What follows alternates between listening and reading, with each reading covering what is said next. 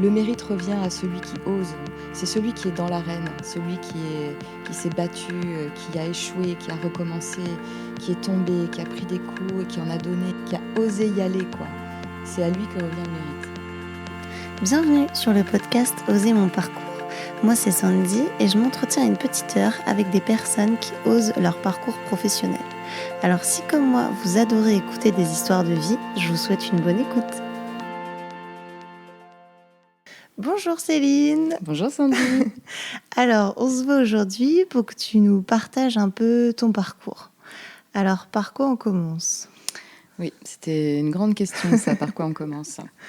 Je pense qu'on peut commencer, en tout cas moi j'aurais envie de commencer par ce qui nous amène vers la vie professionnelle, c'est-à-dire l'école.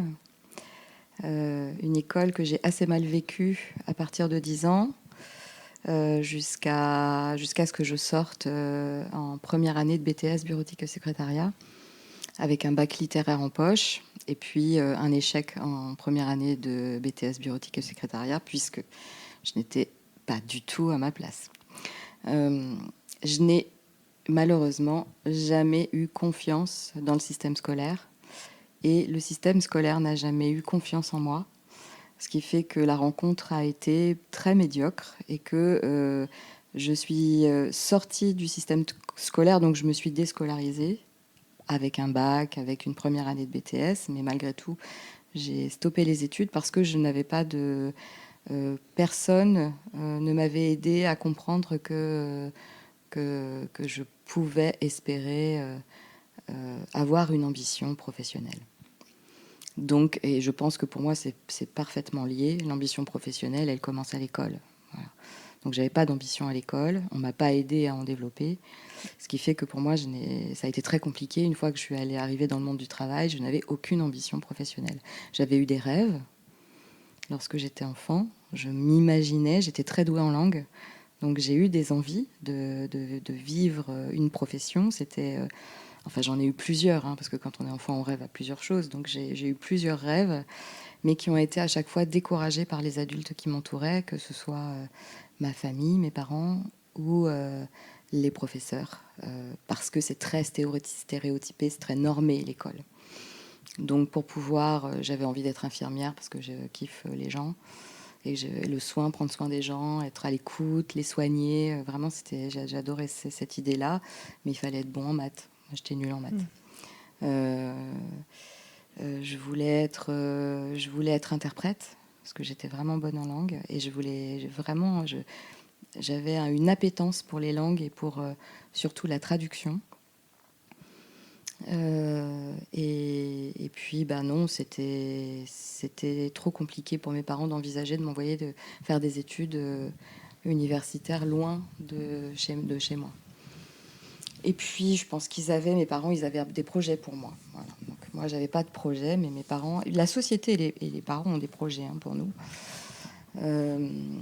qui sont pas des projets qui nous permettent. Enfin, en tout cas, moi, ce sont pas des projets qui m'ont permis de m'épanouir et de me développer et de rêver ma vie adulte professionnelle. Donc, j'ai rompu et je me suis retrouvée. Donc sans diplôme initial, comme on dit, à part un bac littéraire, entre ça et rien. Enfin, c'était ma représentation. Maintenant, j'en ai changé, mais à l'époque, c'était franchement la dernière roue du carrosse. Je me disais, mais un bac A2, C'était il y a combien de temps ? C'était il y a 30 ans. Ok. Et donc, ma première année de BTS m'a été très utile parce que j'ai appris à me servir d'un ordinateur, à taper à la machine.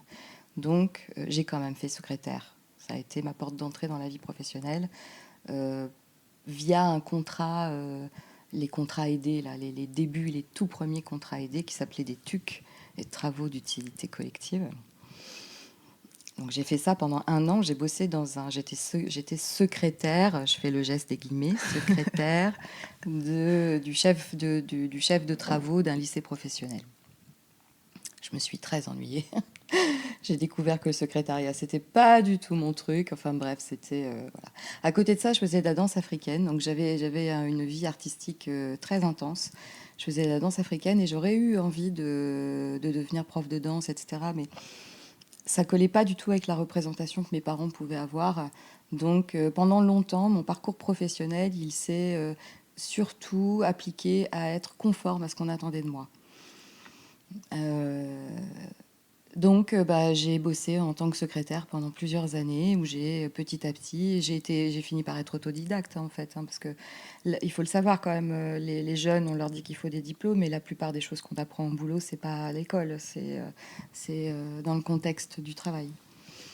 Donc j'ai beaucoup appris au travail. Je suis tombée sur des dirigeants ou des N+1 formidables qui m'ont vraiment aidé à mettre le pied à l'étrier, on va dire. Sauf que dans un domaine qui m'était totalement étranger. Enfin, j'avais aucune envie de rester secrétaire. Pour moi, je vivais un ennui d'une profondeur, enfin comme à l'école, quoi. Je m'ennuyais autant qu'à l'école. Donc, et je me suis dit que quand même, j'avais pas très envie de ça pour moi. Et ensuite, je me suis dit que j'allais reprendre mes études, sauf que ça n'a pas marché non plus parce que j'avais pas d'ambition professionnelle non plus. J'ai fait de la psychothérapie parce que j'avais très envie. Enfin, l'humain, ça a toujours été la grande question de ma vie. Depuis que je suis toute petite, j'ai plusieurs grandes questions. C'est quoi un être humain? C'est quoi un être humain adulte? Et qu'est-ce que ça veut dire vivre? C'est quoi l'existence d'un être humain? Et tout ça pour arriver au terme d'une vie, mourir. Et voilà, c'est quoi le sens de cette histoire-là? Ça m'a toujours beaucoup interpellée quand même.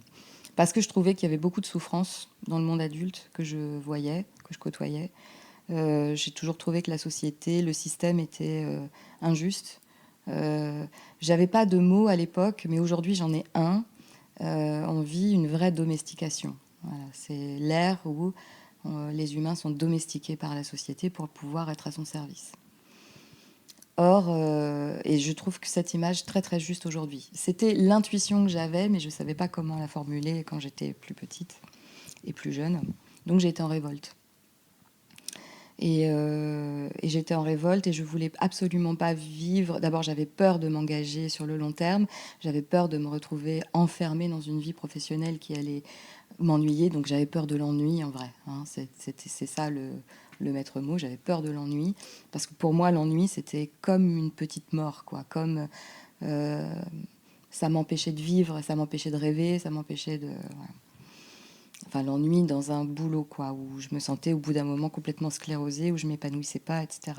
Mais tout ça, c'était des ressentis. J'avais intellectuellement pas les moyens à l'époque de comprendre quoi que ce soit j'étais très malheureuse. Voilà. Donc j'ai beaucoup changé d'employeur, j'ai beaucoup changé de boulot. À partir du moment où j'ai arrêté le secrétariat, que j'ai fait une tentative de reprise des études, où j'ai été alors j'ai fait de la psycho, je me suis rendu compte que j'avais surtout besoin d'aller voir un psychologue. Voilà, que soigner les gens c'était bien beau, mais enfin les aider c'était bien beau, mais que peut-être moi j'étais quand même un peu déglinguée. Après j'ai fait de l'histoire de l'art, enfin c'est pareil, j'ai fait 3 premières années formidables où j'ai fait socio, ethno, histoire de l'art, psycho, et j'ai adoré ça. Et parallèlement j'étais pionne.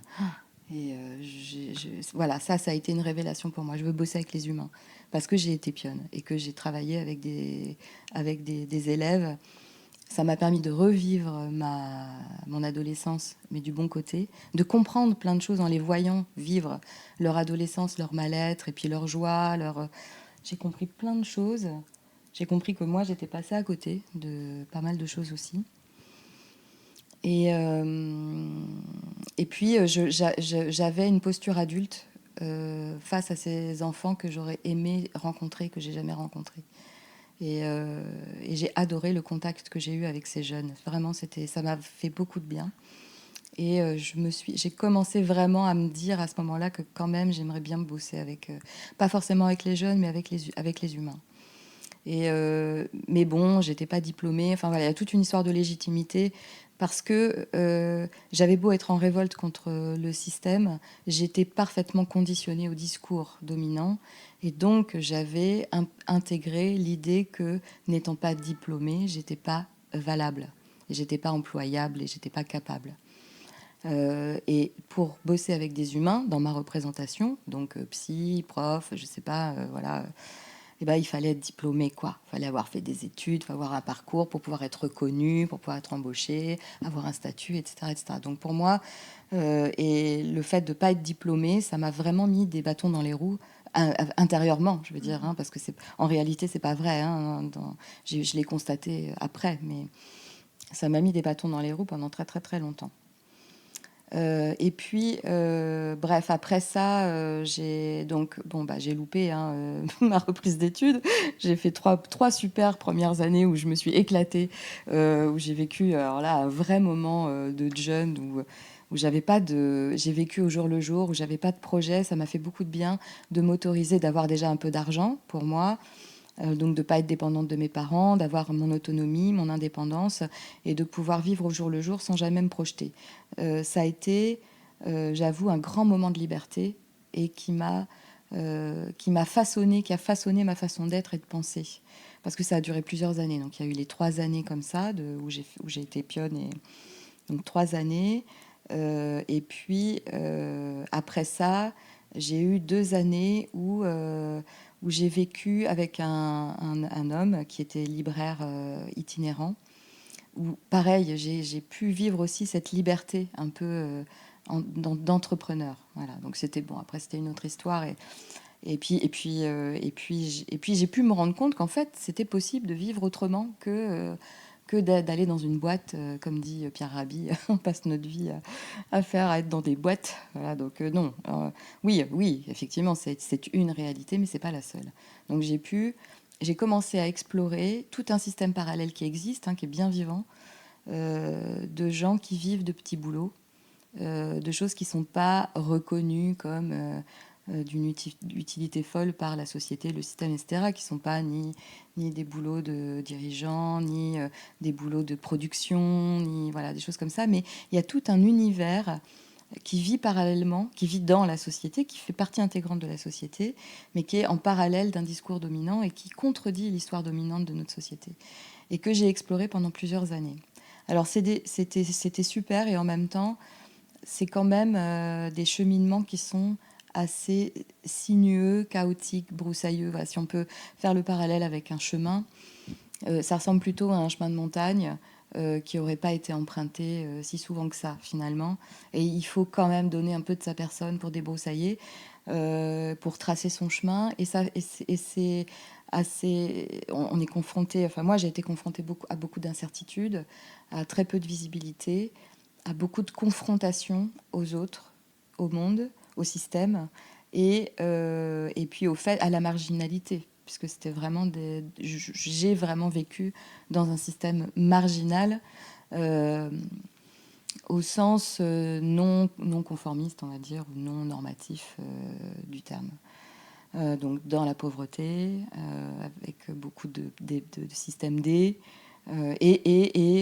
Malgré tout, le gros avantage de ça, c'est que j'avais vraiment la sensation d'être libre. Alors, j'avais choisi mes contraintes. Euh, j'avais choisi mes contraintes, ouais, voilà. Mais je l'ai trouvé assez facile à vivre, mine de rien. Jusqu'à ce que je devienne maman, où là, ça a pris tout un autre tournant. Et je raconte un peu ma vie perso, parce qu'en fait, mon premier souci depuis toujours, ça n'a jamais été le boulot. Ça a été ma vie à moi d'abord. Moi d'abord, qu'est-ce que je veux devenir moi. C'est pas qu'est-ce que je veux faire, c'est qu'est-ce que je veux devenir. Et c'était ma grande question. Et c'était pouvoir arriver au... J'avais depuis très longtemps, j'ai conscience qu'il y a un début et une fin. Et qu'entre les deux, il y a tout un parcours, il y a des choix à faire, il y a des choses à vivre, il y a des expériences. Et pour moi, le boulot, ça fait partie de ça. C'est pas le boulot qui conditionne tout le reste. C'est d'abord moi, mes choix d'engagement personnel dans ma vie qui vont conditionner après mes choix professionnels. Je le formule très bien aujourd'hui, c'était pas aussi clair à l'époque, mais maintenant je comprends pourquoi j'ai fait ça. Ça s'éclaircit au fur et à mesure du temps, les non-choix et les choix que j'ai pu faire par rapport au travail.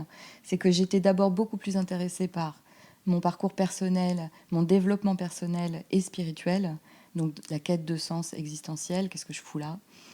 Pourquoi et qu'est-ce qui se passe à l'intérieur de moi et qui habite ce corps et quelle est son excellence à cette entité-là qui vit là et que je connais assez mal et qui me pose quand même pas mal de problèmes et de questions.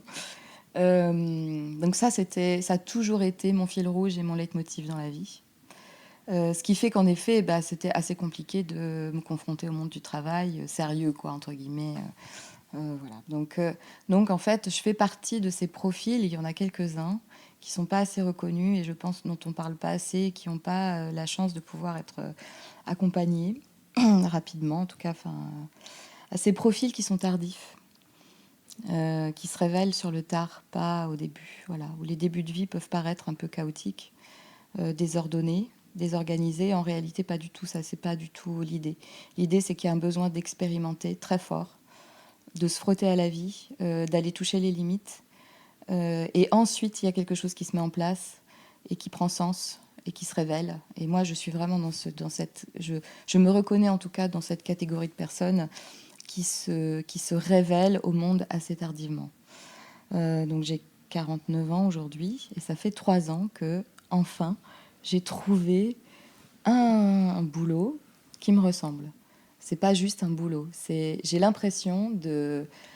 Quand je travaille, j'ai pas l'impression de travailler déjà.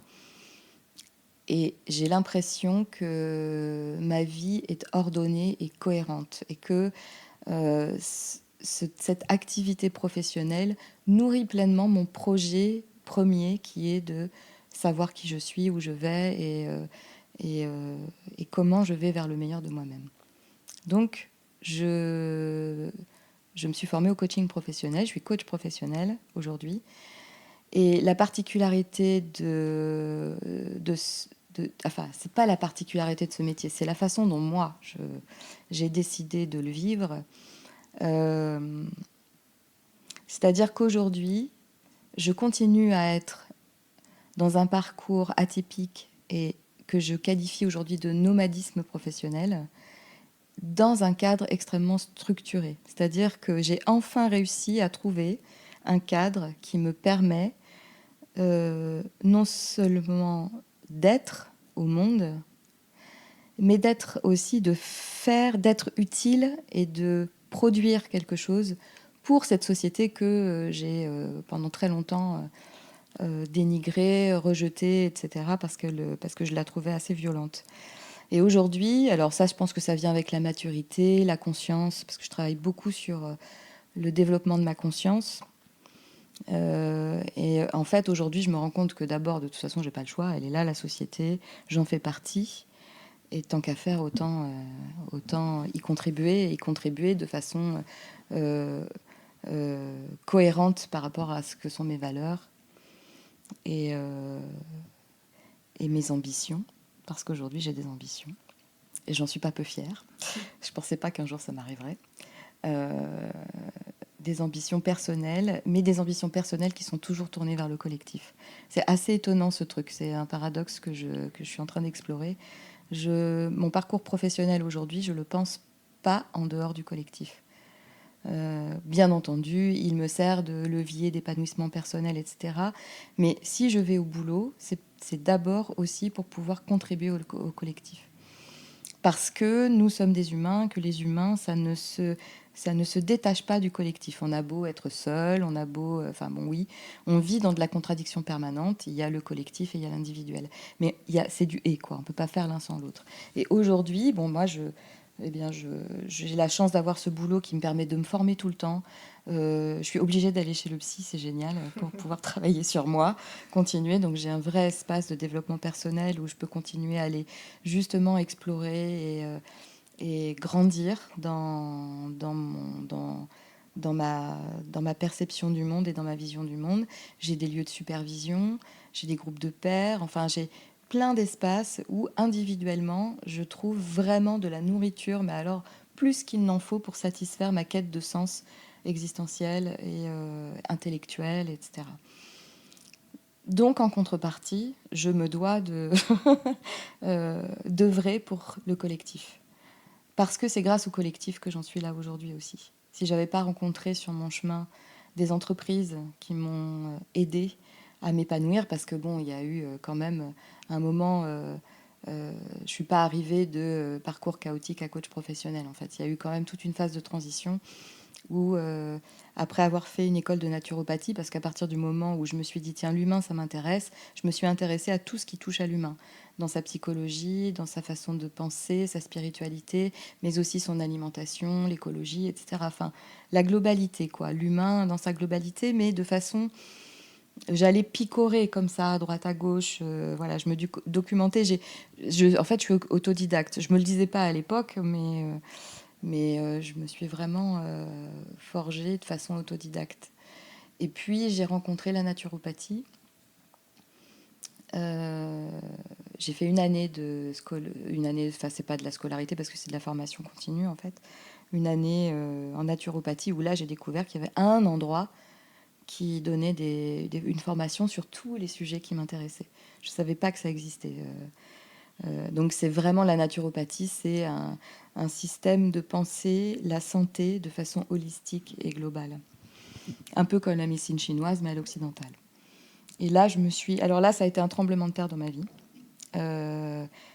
J'ai compris, c'est comme si ça avait commencé à rassembler le puzzle de qui je suis. Et j'ai compris plein de choses sur moi. J'ai beaucoup travaillé sur moi parce que j'ai beaucoup appliqué la naturopathie sur moi. Donc j'ai fait un grand ménage dans mon corps, dans ma tête et dans ma vie en général, dans mes conditions de vie. J'ai compris à ce moment-là que j'étais maître de mes conditions de vie. C'était moi qui pouvais les créer. J'étais pas obligée de les subir. Donc ça a été incroyablement bénéfique pour moi que de prendre conscience de ça. Donc à partir de ce moment-là, non seulement je savais ce dont je ne voulais plus, mais je savais ce que je voulais. Alors c'était pas très clair, mais je savais que je voulais changer, me métamorphoser, et je voulais vivre et apprendre dans des conditions positives, bienveillantes. Voilà, ça va. J'avais fait mon parcours dans les ronces. Je me disais que peut-être un chemin déjà débroussaillé, ça pourrait être pas mal quand même. Du coup, je suis allée à ce moment-là, j'ai décidé de retourner, de m'engager dans le système entre guillemets normal. Donc j'ai postulé, là je suis allée à Paris, j'ai bossé à Biocop, donc j'étais maman déjà, mon grand Ulysse maintenant. Donc j'ai bossé à Biocop, je suis arrivée à Biocop, donc Biocop qui sont des magasins qui vendent de l'alimentation biologique. Bon, comme j'étais pas diplômée, nanana, bref, donc voilà, je n'ai pas postulé à autre chose que d'être employée polyvalent parce que je pensais que je valais pas beaucoup mieux de toute façon. Et puis là, j'ai découvert petit à petit que j'avais des compétences, des qualités, que j'avais beaucoup de ressources. J'ai découvert que j'étais intelligente. Ça, je ne le savais pas encore. Enfin, je le savais pas. Je le savais et en même temps, je m'empêchais de le penser. Parce qu'à l'école, j'étais médiocre quand même. Donc, Et tu le découvres à quel âge que tu es intelligente? Que je suis intelligente. Oula, j'ai après 35 ans. Après 35 ans, ouais, je pense que j'ai découvert... Non, je pense que non, c'est pas vrai. J'ai découvert que j'étais intelligente en école de naturopathie quand il a fallu que je me coltine quand même quelques concepts de physiologie humaine, anatomie, etc. Je me suis rendu compte que j'apprenais très très bien, que c'était hyper facile pour moi, que je retenais et que je réfléchissais vite. Donc là, c'est à ce moment-là que je l'ai vraiment découvert et je l'ai expérimenté après au boulot à Biocop, où j'ai gravi les échelons. En fait, c'est une des rares entreprises où il est possible de rentrer sans aucun diplôme, aucune qualification, ce qui a été mon cas, parce que le commerce, j'en avais jamais fait. Et ensuite, quelques mois après, j'étais responsable d'un rayon, puis responsable d'une boutique et enfin responsable d'un magasin complet. En 4 ans et demi, je suis passée donc d'employée polyvalente à responsable de magasin. Où j'avais une équipe de 10 personnes à manager. Voilà. Donc ça a été... Alors là, j'ai découvert l'épanouissement. J'ai découvert qu'en effet, il était tout à fait possible de s'épanouir au boulot, qu'il était possible de s'épanouir dans un même environnement, ce à quoi je ne croyais pas. Enfin, j'avais tellement peur d'être enfermée avant de signer un CDI, j'étais obligée de me rappeler que je pouvais démissionner. Sinon, je n'arrivais pas à le signer, ça me faisait trop peur de me dire que j'allais rester coincée toute ma vie dans une boîte. Et puis là, j'ai découvert que non seulement dans une même organisation, il était possible de faire plein de choses différentes, et en plus, on me faisait confiance pour la première fois de ma vie. Enfin, c'est pas vrai, j'en rajoute un peu, c'est un peu dramatique comme ton. Mais ça m'a fait un peu cet effet-là. J'avais l'impression que tout à coup, on m'accordait vraiment beaucoup de confiance, comme j'en avais jamais rencontré autant, peut-être. Voilà. Jusqu'à devenir donc responsable de magasin. Et là, j'ai découvert le management avec un bonheur incommensurable. Voilà. Et là, je me suis éclatée, mais éclatée au boulot, vraiment.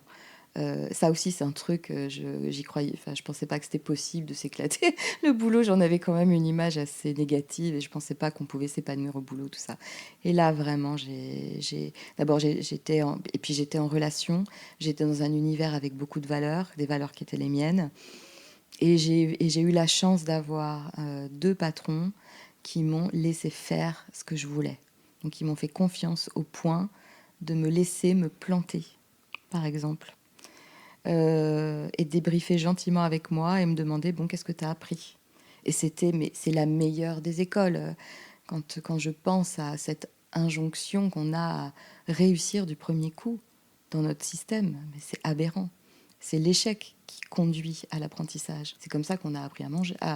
Oui, à manger aussi. Parce que tenir une fourchette et réussir à viser. Mais à marcher, voilà. À marcher, c'est ça que je pensais.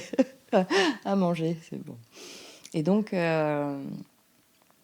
voilà. Donc là, vraiment, j'ai découvert que le travail, ça pouvait vraiment être un endroit d'épanouissement. Que le management, c'était vraiment quelque chose qui était fait pour moi. Et donc, comme je n'avais pas la tête farcie de théorie, etc., eh bien, j'ai pu développer mon style managérial bien à moi. Donc, j'ai pu découvrir qu'en plus de ça, on pouvait être qui on était au travail. On n'était pas obligé de ressembler à des stéréotypes, répondre à des codes. Enfin, oui, si, un petit peu quand même, mais qu'il y avait beaucoup de liberté, en réalité, dans le travail.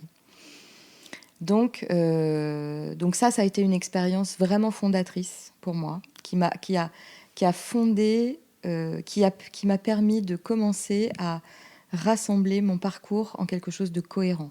Voilà. Parce qu'en fait, quand je me suis mise à manager, mais tout ce que j'avais vécu avant m'a été utile. Tout, absolument tout. Depuis mon départ de l'école ou même ce que j'avais vécu à l'école jusqu'à ce que j'arrive responsable de magasin. Tout m'a été utile. Donc là, j'ai compris que ça n'existe pas, les parcours inutiles, les pertes de temps. Les gens qui disent « Ah, mais j'ai perdu mon temps. J'ai été femme de ménage, par exemple. Et pendant un temps, je disais ah, « j'ai perdu mon temps. J'ai passé 4 ans de ma vie à faire le ménage chez les gens. » Mais non. En fait, ça m'a été utile, vraiment. Et ça m'a été utile d'autant plus que le jour où donc après j'ai quitté Biocop et là s'est posé la question de qu'est-ce que je fais maintenant. Et j'ai l'impression d'avoir passé ma vie à ça. Et qu'est-ce que je fais maintenant? D'être sans arrêt. Et ça me permet de rester jeune, je trouve. J'ai l'impression de sortir de l'école à chaque fois. Qu'est-ce que je fais maintenant? Et du coup, là j'ai vécu. Alors, quitter les boulots, ça n'a jamais été un problème pour moi. Alors, c'était plutôt y rentrer. Alors, y rentrer dans le sens de dire ça y est, ça y est, je suis enfermée, quoi. Ça y est, je suis piégée. C'était un peu ça le problème. Les quitter, c'était souvent avec beaucoup de bonheur. J'ai jamais eu c'est assez étonnant parce que mon parcours, je l'ai toujours pensé comme si ça marche pas, c'est que j'ai autre chose à faire. Donc j'ai aucun souvenir de déception, de ne pas avoir été prise quelque part. Aucun souvenir. Parce que j'avais mieux à faire. Et que du coup, ça m'ouvrait d'autres portes, d'autres pistes. Alors oui, ça c'est difficile, c'est pas toujours facile parce que ça veut dire que ça remettait dans de la recherche, etc. Mais en même temps, comme mon fil rouge, c'est deviens toi-même et va vers le meilleur de toi-même, ben en fait, ça a toujours été des moteurs pour moi, pour justement me dire, bon, bah, si ça marche pas, qu'est-ce qui va marcher, quoi.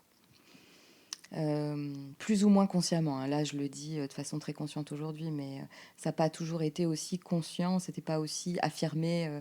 Mais il y avait toujours cette sensation que de toute façon, quoi qu'il se passe, la réponse est juste. Donc voilà, Biocop, ça se termine. Et puis là, qu'est-ce que je vais faire de ma vie?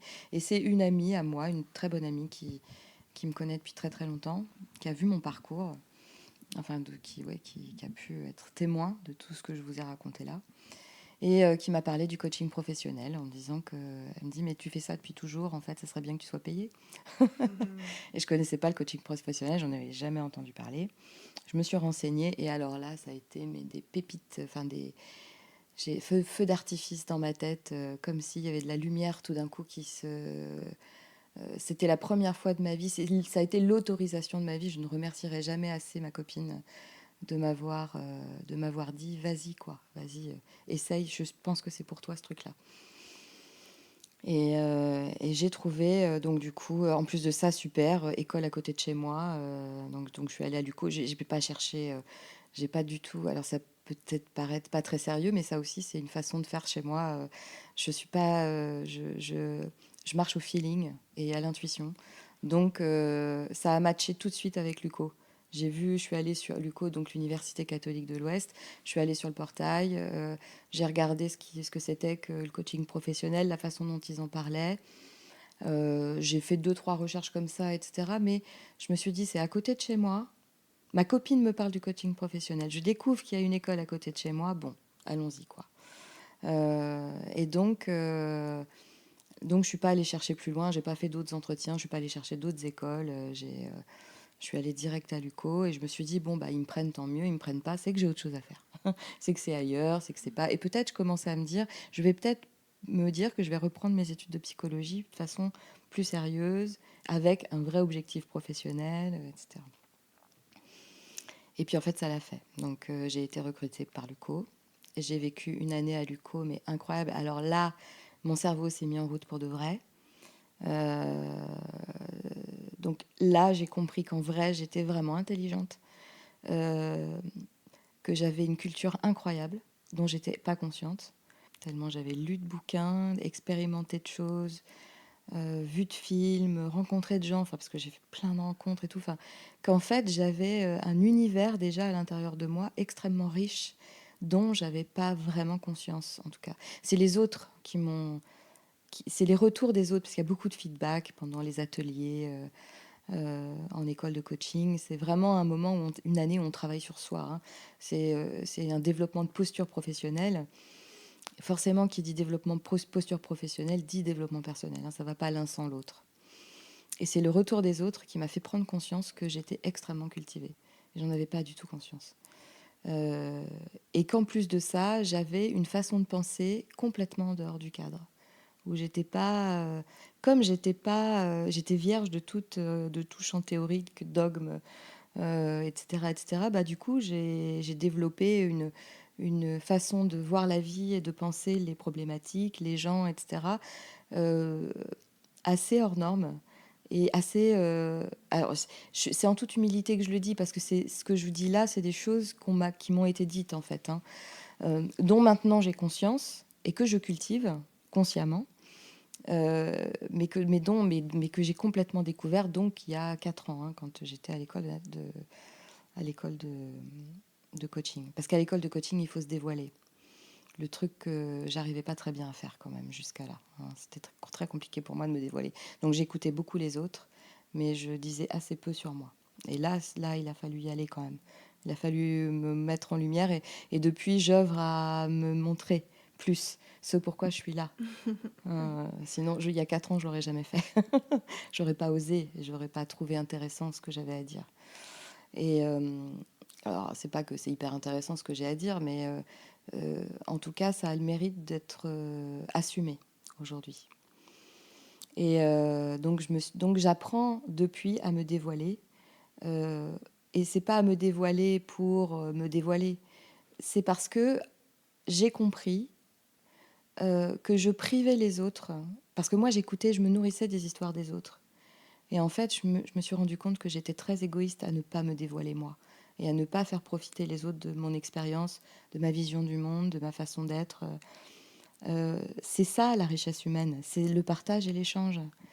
Et donc, euh, et donc aujourd'hui, eh ben, je trouve que c'est super important que je puisse témoigner de mon parcours, peut-être inspirer des personnes qui seraient timorées et qui auraient une certaine mauvaise image d'eux-mêmes, parce que moi j'ai eu une mauvaise image de moi pendant tellement longtemps.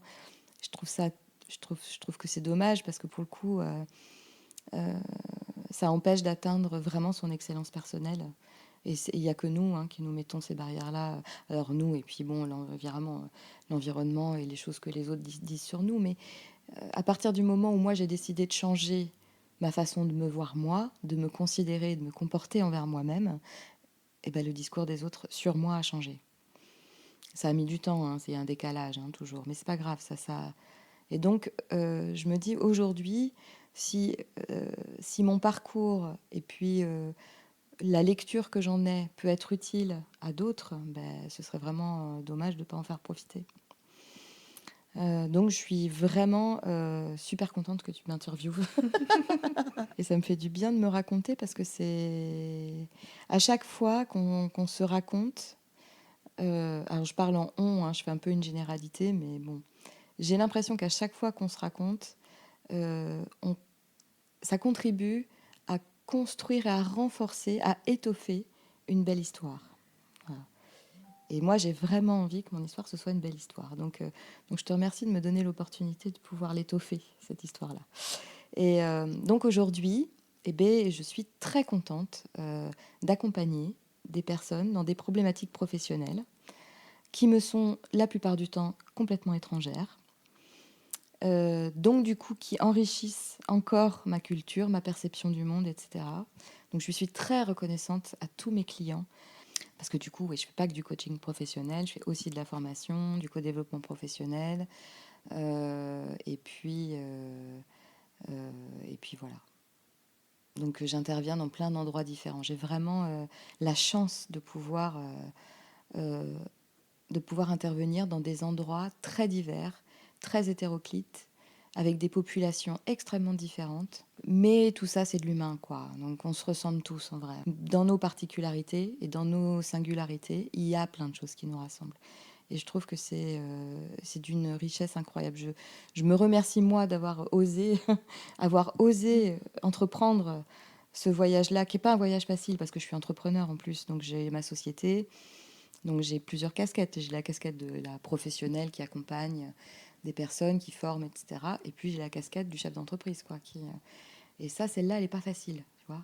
Celle-là, c'est peut-être celle sur laquelle j'ai encore vachement de travail à faire et je m'en réjouis. comme ça, je ne vais pas m'ennuyer. C'est jamais fini. Alors, c'est jamais fini. Voilà. Donc cette casquette-là, elle est peut-être un peu compliquée parce que ça demande pour le coup d'avoir une grande assertivité, euh, d'être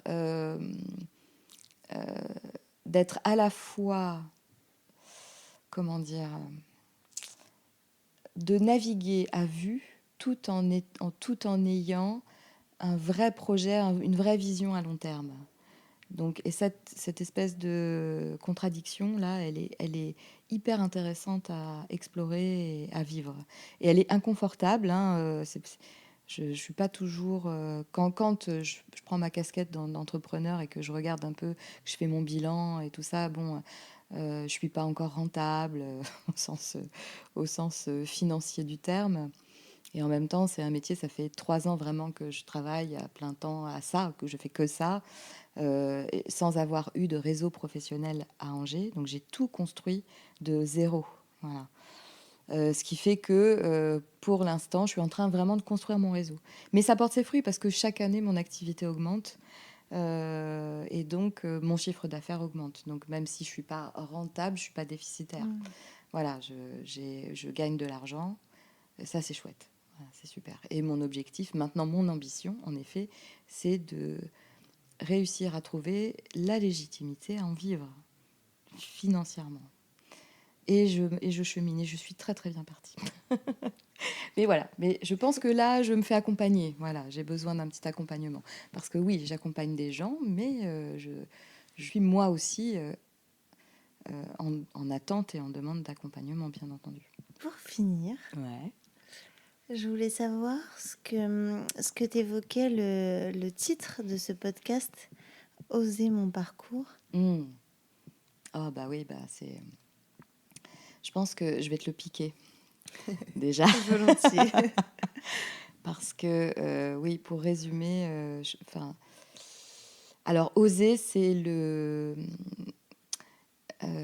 J'ai fait un mémoire de pratique professionnelle à l'UCO sur la vulnérabilité et je commence le mémoire par le discours de l'homme dans l'arène. Voilà, je sais plus qui l'a dit là. J'ai Fitzgerald, je crois. Je suis pas sûre. Bref, le discours de l'homme dans l'arène, c'est comme ça qu'il s'appelle.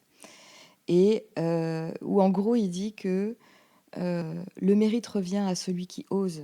C'est celui qui est dans l'arène, celui qui s'est battu, qui a échoué, qui a recommencé, qui est tombé, qui a pris des coups et qui en a donné, mais qui a osé y aller, quoi. C'est à lui que revient le mérite, en gros. Et je trouve que le mot oser, euh, c'est un mot absolu, c'est un verbe magnifique, un verbe d'action euh, qui, qui serait bon de vulgariser le plus possible, enfin que chacun puisse s'en emparer vraiment. Parce qu'oser, c'est de ça dont on a besoin aujourd'hui. Vraiment, oser. Donc oser son parcours, alors là, moi, je pense que c'est là-dedans que je suis, quoi. Depuis toujours, voilà, dans oser mon parcours. Mais il est trop chouette ton titre. Je pense que oui, j'ai envie, quand je te dis que peut-être je vais te le piquer, parce que je pense que la prochaine fois que je me présenterai, peut-être j'aurai envie de dire ça. J'ai osé mon parcours. Parce que ça, c'est marrant parce qu'on dirait que ça englobe le passé, le présent et le futur. Et on est dans un monde et dans un espace-temps aujourd'hui formidable, alors très inquiétant hein, sur plein d'endroits, et en même temps très porteur de créativité. Et la créativité, eh bien, il faut oser la mettre en œuvre. C'est pas toujours évident. Voilà. Et oser mon parcours, ouais, je trouve ça trop chouette comme nom. Et qu'est-ce que tu aimerais dire aux personnes qui ont des difficultés justement à oser leur parcours ou qui se sentent peut-être enfermées quelque part ou qui ont beaucoup de peur? Alors peut-être je leur dirais d'abord que c'est normal. C'est pas un problème d'être enfermé, d'avoir peur, etc. C'est des moments de gestation souvent. Euh, que lutter contre, ça sert à rien. Et que je les invite plutôt à accueillir. Parce que pour pouvoir faire partir une peur, il faut pas lutter contre. Ça sert à rien de dire il faut pas avoir peur, ça n'a aucun Bien sûr. sens. Mais accueillir, qu'est-ce qu'elle raconte? Voilà. Qu'est-ce que ça raconte, ces peurs, etc. Ça raconte des histoires de besoin, de sécurité, soyez à l'écoute de vous-même simplement. Soyez à l'écoute et puis c'est en étant à l'écoute de soi. Alors ça suffit pas juste d'être à l'écoute de soi. Hein. Oser demander de l'aide. Les humains ont besoin, les humains ont besoin d'aide et de partage et de coopération. C'est comme ça que l'humanité a réussi à être là où elle en est aujourd'hui. Sans coopération, solidarité, l'humanité, elle aurait périclité. C'est pas possible on est démunis de toute défense naturelle. Et donc, heureusement que notre intelligence, alors heureusement, elle a fait des dégâts aussi, mais n'empêche que, heureusement que notre intelligence, notre solidarité, notre sens de la solidarité sont profondément ancrés en nous. Donc, c'est vrai que c'est dommage, notre système sociétal ne valorise pas ça. Il est plus dans des parcours individuels aujourd'hui. Mais c'est pas grave. C'est pas grave parce que ça, on l'a en nous de toute façon. Donc, eh ben, écoutez ce qui se passe à l'intérieur et puis osez partager avec les autres. Demandez de l'aide. Faites-vous accompagner. Et puis aimez-vous simplement. Cheminez vers l'amour de vous-même. J'aime beaucoup ce que tu dis parce que quand j'ai choisi ce mot oser, c'est parce qu'il me parlait beaucoup et puis il parle aussi de mon parcours.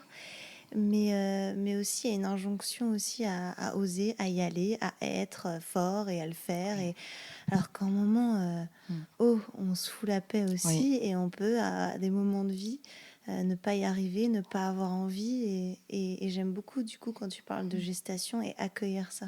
Ouais. C'est très important Mm. d'être en paix et en amour avec soi-même Ouais. durant son parcours, Ouais. quel qu'il soit. Oui.